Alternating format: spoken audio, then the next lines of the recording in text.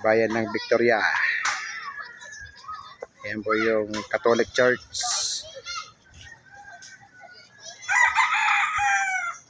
Ayan po yung Old Bridge ng Victoria, Northern Samar.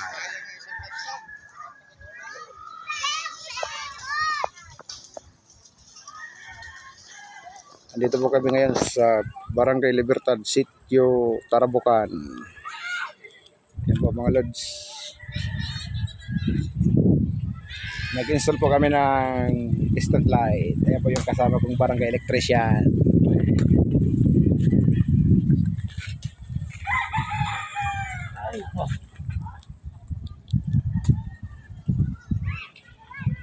Ayan po mga lods. Ayan po yung mga bata naliligo sa dagat.